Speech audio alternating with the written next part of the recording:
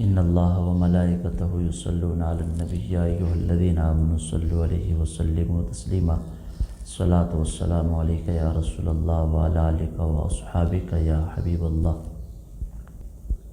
جمیع سامعین حضرات السلام علیکم۔ آج کا یہ پروگرام اختصار کے ساتھ انجمن علماء مصطفیٰ انٹرنیشنل کے زیر اہتمام پروگرام صبح بہاراں کے عنوان سے انعقاد ہے۔ 3 رمضان المبارک روز منگل بعد نماز فجر میں اس موقع پر جملہ منتظمین و منصرمین اور جملہ اراکین انجمن علماء مصطفیٰ انٹرنیشنل کو ماہ رمضان المبارک کی مبارکباد پیش کرتا ہوں۔ حضرات ذی وقار، آج کے اس پروگرام کے لیے جو آیا مقدسہ میں نے تلاوت کی ہے، اللہ وحدہ لا شریک ارشاد فرماتے ہیں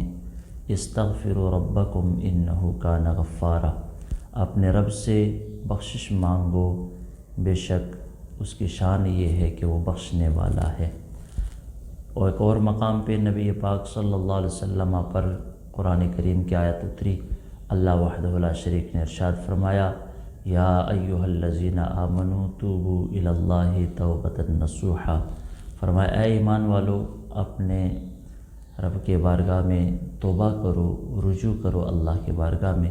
توبۃ نصوحا، ایسا رجوع کرنا کہ جو تمہارے آنے والے وقتوں تک نصیحت بن جائے۔ یہاں اللہ وحدہ لا شریک نے گناہوں سے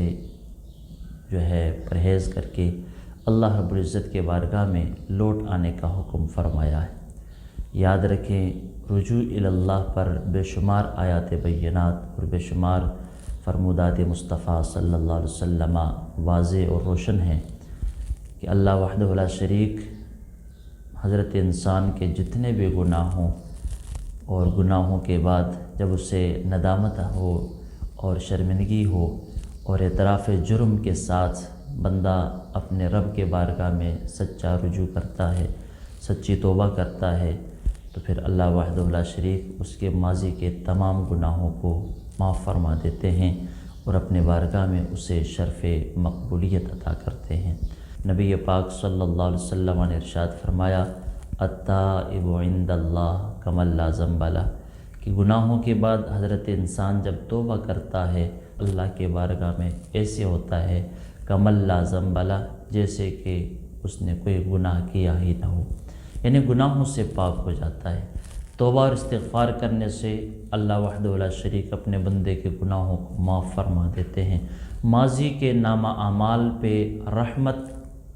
کا دریا جو ہے وہ جاری ہوتا ہے اور اللہ وحدہ لا شریک اپنے بندہ مومن کی بخشش فرما کے اپنے بارگاہ میں شرف قبولیت عطا کر دیتے ہیں اور اس کے ماضی کے تمام گناہوں کو معاف فرما کے اس کے نامہ اعمال میں نیکیاں لکھ دیتے ہیں۔ فرمایا کہ جو توبہ کرنے والا ہے وہ اس طرح ہے جس طرح کہ اس نے کبھی گناہ کیا ہی نہ ہو۔ یہ کیوں؟ کیا حضرت انسان ماضی میں گناہ نہیں کرتا؟ کیا اس کے نامہ اعمال میں گناہ نہیں ہوتے؟ اس کے نامہ اعمال میں یقیناً گناہ ہوتے ہیں، لیکن اللہ وحدہ لا شریک اپنے فضل اور اپنی رحمت سے جب اس کو توبہ کی توفیق عنایت فرماتے ہیں تو اس توبہ کرنے کے ساتھ اللہ وحدہ لا شریک اس کے تمام گناہوں کو معاف فرما دیتا ہے۔ پھر حضرت انسان ایسے ہوتا ہے جیسے کہ ماں کے پیٹ سے آج اسے جنم دیا گیا ہے، گویا کہ وہ گناہوں سے پاک ہوتا ہے۔ اور یاد رکھیں اللہ وحدہ لا شریک کے بارگاہ میں توبہ کرنا، یہ توبہ کسی طویل عرصہ کے بعد بڑی محنت اور مشقت کے ساتھ کسی عمل کو بجا لانے کا نام توبہ نہیں ہے۔ بڑی آسان سی بات ہے، سمپل سی بات ہے، وہ یہ کہ ہر انسان جانتا ہے صبح سے لے کر شام تک اور شام سے لے کر صبح تک حضرت انسان نے کیا کیا غلطیاں کی ہیں، کیا کیا گناہ اس سے ہوتے ہیں، کیا کیا غفلتیں ہوتی ہیں، سستیاں ہوتی ہیں۔ حضرت انسان جب گناہوں کے دلدل میں گرتا ہے اور خود جانتا ہے، ہر بندے کو معلوم ہے کہ مجھ سے صبح سے لے کر شام تک اور شام سے صبح تک جانے انجانے میں مجھ سے کیا گناہ ہوئے، ہر بندہ جانتا ہے۔ توبہ کسی مشقت والے عمل کا نام نہیں ہے، کسی بڑی محنت کے بعد محنت والے عمل کا نام نہیں ہے، کسی دقت کے ساتھ جو ہے عمل کیا ہوا عمل کا نام توبہ نہیں ہے، بلکہ توبہ آسان سی بات ہے کہ اپنے کیے ہوئے گناہ سب کو معلوم ہوتے ہیں، جو گناہ شب و روز ہم سے ہوتے ہیں اس سے باز رہنا، اس سے پرہیز کرنا اور ان گناہوں سے اپنے آپ کو بچانا، اپنے دامن کو اس گناہوں کے داغ سے بچانا، یہ توبہ کہلاتا ہے۔ نبی پاک صلی اللہ علیہ وسلم کا فرمان عالی شان اختصاراً عرض کرنے لگا ہوں، یاد رکھیں کہ توبہ کرنے والے سے گناہوں کو مٹانے کے بعد اللہ اسے اپنا محبوب اور مقبول بنا دیتا ہے۔ اللہ وحدہ لا شریک توبہ کرنے والے سے کتنا پیار کرتا ہے۔ اختصار کے ساتھ میرے تمہارے آقا صلی اللہ علیہ وسلم نے ارشاد فرمایا، کنز العمال شریف کی حدیث مبارکہ ہے، للہ اشد فرحا بتوبۃ عبدہ من احدکم اذا سقط علیہ بعیرہ قد اضلہ من ارض فلات۔ نبی پاک صلی اللہ علیہ وسلم نے ایک مثال دے کر بات کو واضح کیا، بات کو آسانی سے سمجھایا سرکار نے۔ میرے آقا علیہ السلام فرماتے ہیں کہ جب بندہ مومن توبہ کرتا ہے گناہوں سے، رجوع اللہ کرتا ہے، تو اللہ وحدہ لا شریک کتنے خوش ہوتے ہیں۔ فرمایا کہ ایک بندہ ہو، اس کا اونٹ گم ہو جائے، جنگل میں بیابان میں گم ہو جائے، اور عرصہ تک گم رہنے کے بعد وہ جانور، وہ سواری اس کی اسے مل جائے، وہ گم شدہ چیز اس کو مل جائے، تو صحابہ اس کو کتنی خوشی ہوگی۔ عرض گزار ہوئے یا رسول اللہ صلی اللہ علیہ وسلم، اس کی خوشی کا اندازہ نہیں۔ بندہ مومن کے توبہ کرنے سے اللہ وحدہ لا شریک اس بندے سے بھی زیادہ خوشی کا اظہار فرماتا ہے بندے کے ساتھ، کہ جس بندے کا اونٹ گم ہوا ہو اور اس گم شدہ اونٹ کے ملنے پر بندہ کتنی خوشی کا اظہار کرتا ہے۔ اب اپنے اصحاب کے جرمٹ میں بیٹھے ہوئے سرکار دو عالم صلی اللہ علیہ وسلم نے سوال فرمایا، صحابہ تم جانتے ہو کہ ایک عورت ہو اور اس کا بچہ گم ہو جائے، کتنی غمی ہوگی، کتنی پریشانی ہوگی۔ اصحاب پیغمبر عرض گزار ہوئے یا رسول اللہ صلی اللہ علیہ وسلم، اس کی غمی کا اور اس کی پریشانی کا کوئی اندازہ نہیں ہو سکتا۔ صحابہ، وہ گم شدہ بچہ اس عورت کو اچانک کسی بھیڑ سے، کسی ہجوم سے مل جائے، اور تو جب اس کی پہلی نظر اس پہ پڑ جائے، اس کے سامنے وہ آ جائے، تو بتاؤ اس کی خوشی کا اندازہ کیا ہوگا۔ اصحاب پیغمبر عرض گزار ہوئے، حضور جب گم ہوا تھا بچہ تو اس کی غمی کا اندازہ کوئی نہیں لگا سکتا تھا، اب جب اس کو مل گیا ہے تو اس کی خوشی کا اندازہ کوئی نہیں لگا سکتا کہ کتنی وہ عورت خوش ہوگی۔ نبی پاک صلی اللہ علیہ وسلم نے ارشاد فرمایا، صحابہ سنو، جب عورت کا گم شدہ بچہ اسے مل جاتا ہے عرصہ دراز کے بعد، اس کو کتنی خوشی ہوتی ہے۔ بندہ مومن جب گناہوں کے دلدل میں گرتا ہے، بے-راروی کا شکار ہو جاتا ہے، بندہ مومن جب غفلتوں کا شکار ہو جاتا ہے، شیطان کے پنجے میں جا گرتا ہے، لیکن جب کبھی اسے موقع ملتا ہے، اللہ اپنے فضل و کرم سے اسے توفیق توبہ عطا فرما دیتا ہے۔ بندہ مومن جب توبہ اللہ کرتا ہے، اللہ کے بارگاہ میں سچی رجوع کے ساتھ، اللہ کے بارگاہ میں سچی توبہ کے ساتھ جب وہ بندہ لوٹ آتا ہے، گم شدہ بچے کے ملنے پر ماں جتنا خوشی کا اظہار کرتی ہے، اس سے کئی گنا میرا عرش کا رب اس بندے پہ خوش ہوا کرتا ہے۔ حضرات اسی وقار، یہ وہ چیز ہے توبہ اللہ اور رجوع اللہ جو ہے، اس کے ساتھ نہ صرف بندہ مومن کے گناہ ختم ہوتے ہیں، بلکہ بندہ مومن کے گناہوں کو اللہ تعالیٰ پاک اور صاف اور ستھرا فرما کر اور گناہوں کو دور فرما کر اس بندہ مومن کو اپنا مقبول بھی بنا دیتا ہے، اپنا محبوب بھی بنا دیتا ہے۔ حضرت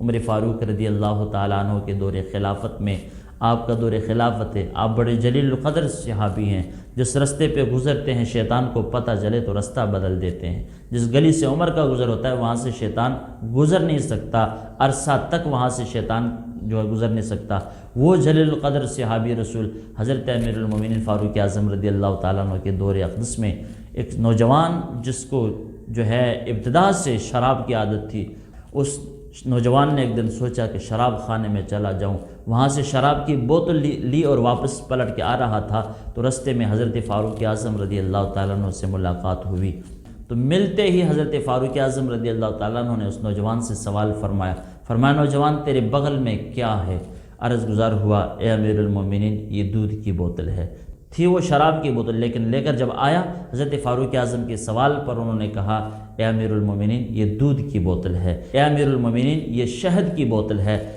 ایک اور مقام پہ آپ ارشاد ہوتا ہے، اس نے عرض کیا اے امیر المومنین یہ سرکہ ہے بوتل کے اندر جو میں نے بغل گیر کیا ہوا ہے۔ حضرت فاروق اعظم رضی اللہ تعالیٰ عنہ جلال میں آئے، فرمایا نوجوان دکھا، مجھے نکال کے دکھا دے۔ اب وہ کانپ رہا تھا، اس کے سر سے لے کر پاؤں تک جسم پہ کپ کپی طاری تھی، ڈر رہا تھا حضرت امیر المومنین سے کہ کہیں حضرت امیر المومنین مجھ پر درے نہ لگائیں، مجھ پر کوڑے نہ لگائیں اور حقیقت کا پتہ نہ چل جائے۔ لیکن اس فاروق اعظم رضی اللہ تعالیٰ عنہ کے خوف اور ڈر کی وجہ سے انہوں نے دل ہی دل میں یہ سوچا اور اللہ عرض گزار ہوئے، پروردگار عالم آج اگر حضرت فاروق اعظم کے دروں سے مجھے بچایا جائے، ملنے والی سزا سے اگر مجھے بچایا جائے، پروردگار عالم تادم آخر توبہ کرتا ہوں کہ آئندہ شراب کے قریب تک نہیں جاؤں گا۔ ادھر دیکھیں اللہ وحدہ لا شریک اپنے بندے سے کتنا پیار کرتا ہے، اور خصوصاً توبہ طائب ہونے کے بعد اللہ تعالیٰ اس کو اپنا کتنا محبوب بنا دیتا ہے۔ ادھر نوجوان کے دل میں یہ آہ نکلی، مولا ایک مرتبہ معاف فرما،